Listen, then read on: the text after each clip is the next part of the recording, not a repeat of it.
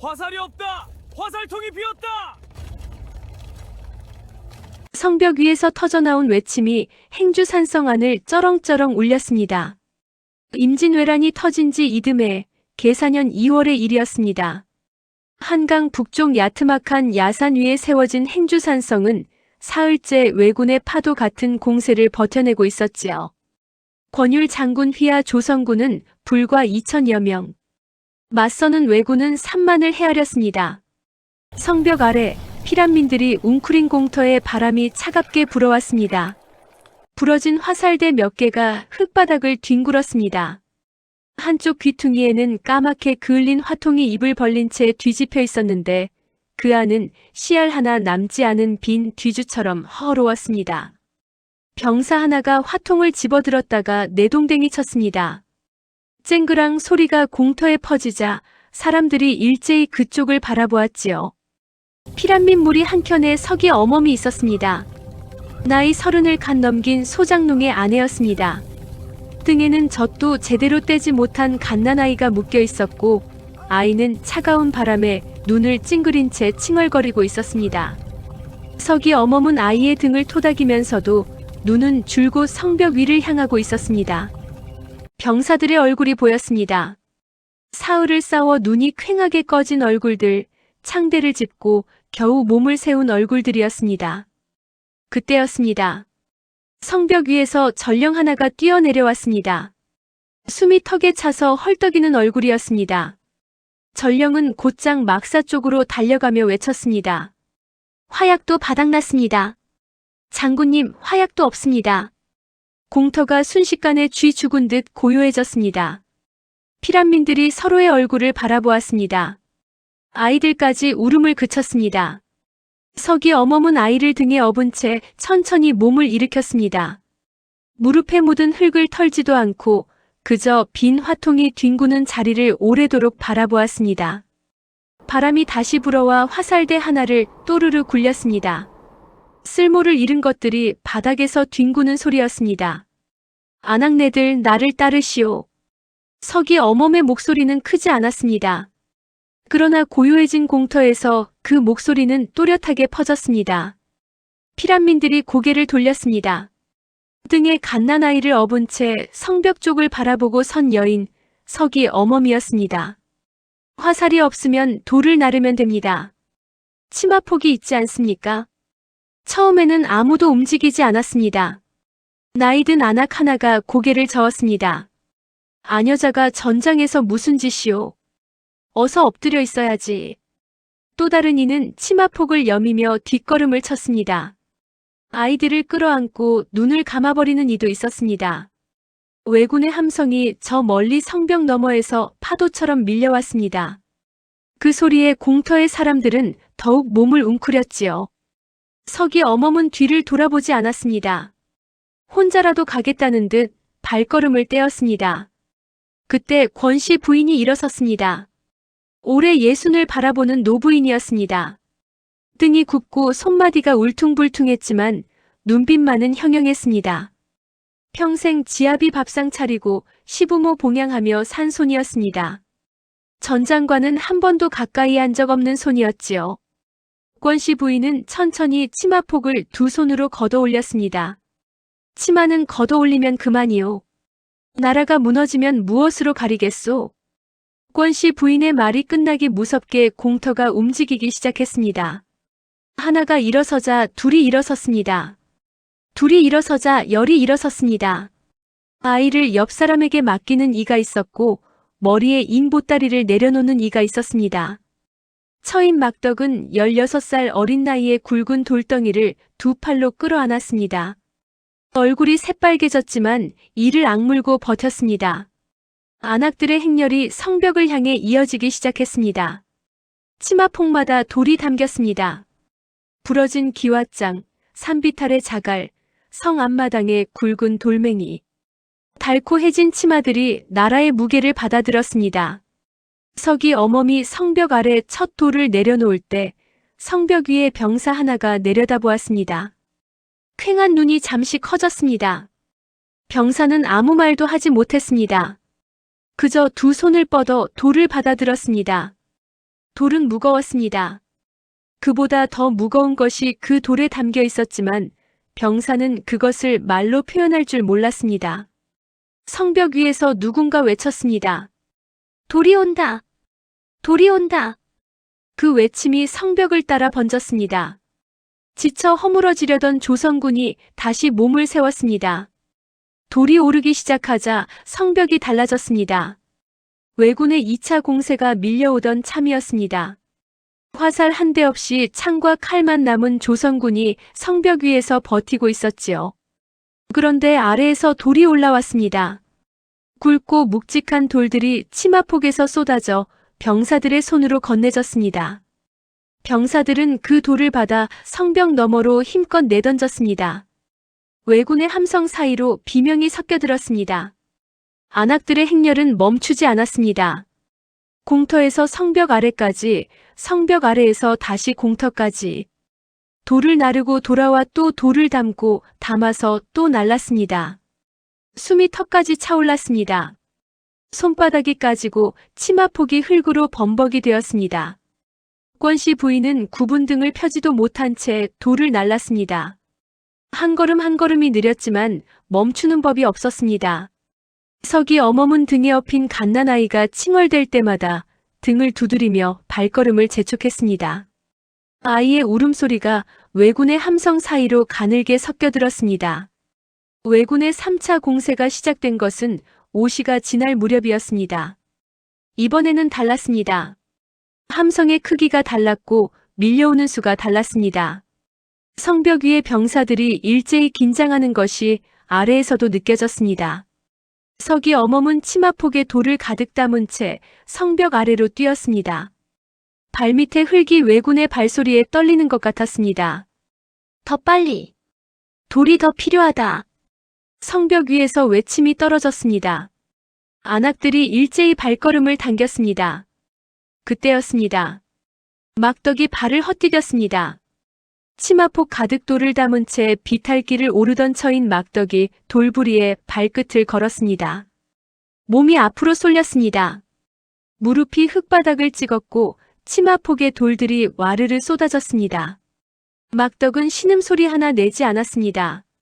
무릎에서 피가 배어나오는 것도 보지 않았습니다. 두 손으로 바닥을 짚으면서도 소나기에 쥔 돌 하나만은 놓지 않았습니다. 석이 어멈이 달려왔습니다. 무릎을 꿇고 막덕의 손에서 돌을 받아들었습니다. 막덕이 고개를 들었습니다. 두 여인의 눈이 마주쳤습니다. 왜군의 함성이 천지를 뒤흔드는 그 한복판에서 말 한마디 없이 눈빛만이 오갔습니다. 저 빈 화통 보이십니까? 저걸 채운 건 장군의 화약이 아니라 우리 안악의 손이었습니다. 막덕의 목소리는 떨렸지만 끝까지 흔들리지 않았습니다. 석이 어멈은 아무 말 없이 고개를 끄덕였습니다. 그리고 돌을 품에 안은 채 성벽을 향해 다시 뛰었습니다. 성벽 위에서 돌이 쏟아졌습니다. 왜군의 3차 공세가 성벽 아래에서 막혔습니다. 함성이 비명으로 바뀌었습니다. 전열이 흔들렸습니다. 조선군 병사 하나가 성벽 위에서 주먹을 쥐어들었습니다. 옆에 병사가 그것을 보고 창대를 힘껏 쥐었습니다. 지쳐 무너질 것 같던 눈빛들에 불씨가 다시 일었습니다. 아래에서는 안악들이 또 돌을 담고 있었습니다. 왜군의 4차 공세는 해가 기울기 시작할 무렵에 왔습니다. 앞선 3번의 공세와는 비교가 되지 않았습니다. 북소리가 산을 흔들었고 왜군의 함성이 한강 물소리를 삼켜버렸습니다. 성벽 위의 병사들이 창대를 고쳐 쥐었습니다. 칼을 뽑아드는 이도 있었습니다. 더 이상 물러설 곳이 없다는 것을 모두가 알고 있었습니다. 이곳이 뚫리면 끝이었습니다. 공터에서도 그 사실을 알 수 있었습니다. 병사들의 등이 달랐습니다. 성벽을 붙들고 선 어깨가 달랐습니다. 안악들은 말없이 서로의 얼굴을 바라보았습니다. 권씨 부인이 입술을 꾹 다물었습니다. 막덕은 피가 굳어버린 무릎을 끌며 일어섰습니다. 누가 먼저랄 것도 없이 치마폭을 다시 걷어 올렸습니다. 돌을 날랐습니다. 더 빠르게, 더 많이 날랐습니다. 그때 석이 어멈의 등에서 갓난아이가 울음을 터뜨렸습니다. 사흘 내내 참아온 울음이었습니다. 배가 고팠고 추웠고 어머니의 등이 너무 많이 흔들렸습니다. 아이의 울음소리는 외군의 함성보다 작았지만 석이 어멈의 귀에는 세상에서 가장 크게 들렸습니다. 석이 어멈은 걸음을 멈추었습니다. 등 뒤에 아이를 바라보았습니다. 그 눈에 잠깐 흔들림이 지나갔습니다. 권씨 부인이 다가왔습니다. 말이 없었습니다. 그저 두 팔을 내밀었습니다. 석이 어멈은 잠시 아이를 바라보다가 천천히 포대기를 풀었습니다. 아이가 권씨 부인의 품으로 옮겨졌습니다. 권씨 부인이 아이를 가슴에 꼭 안았습니다. 아이의 울음이 조금씩 잦아들었습니다. 석이 어멈은 이제 비어버린 등을 한번 쓸었습니다. 그리고 몸을 돌렸습니다. 성 안에서 가장 큰 돌이었습니다. 어른 두 팔로 겨우 안길 만한 크기였습니다. 다른 안악들이 그 돌 앞에서 고개를 저었습니다. 석이 어멈은 무릎을 꿇고 두 팔을 벌려 돌을 끌어안았습니다. 온몸의 무게를 실어 일어섰습니다. 다리가 떨렸습니다. 이가 맞물렸습니다. 그래도 발을 뗐습니다. 한 걸음 또 한 걸음. 치마폭이 돌의 무게에 눌려 땅에 끌렸습니다. 권율 장군이 그 모습을 보았습니다. 말 위에서 전장을 내려다보던 장군의 눈이 공터를 향했습니다. 갓난아이를 품에 안은 노부인, 상처 입은 무릎으로 돌을 나르는 처인, 그리고 가장 큰 돌을 가슴에 안고 성벽을 향해 걸어오는 석이 어멈. 장군은 말고삐를 쥔 손에 힘을 주었습니다. 오래도록 말이 없었습니다. 이윽고 장군이 입을 열었습니다. 오늘 이 성을 지킨 것은 칼이 아니라 치마폭이었다. 그 이름을 역사에 새겨라. 석이 어멈이 성벽 아래에 돌을 내려놓았습니다. 병사가 받아들었습니다. 두 손이 닿는 순간 병사의 눈이 붉어졌습니다. 그는 아무 말도 하지 못했습니다. 그저 돌을 가슴에 안고 성벽 위로 올랐습니다. 조선군의 함성이 터졌습니다. 왜군의 4차 공세가 성벽 아래에서 무너지기 시작했습니다. 석이 어멈은 그 소리를 들으며 다시 공터를 향해 발걸음을 돌렸습니다. 또 돌을 다물어 가야 했습니다. 왜군이 물러갔습니다.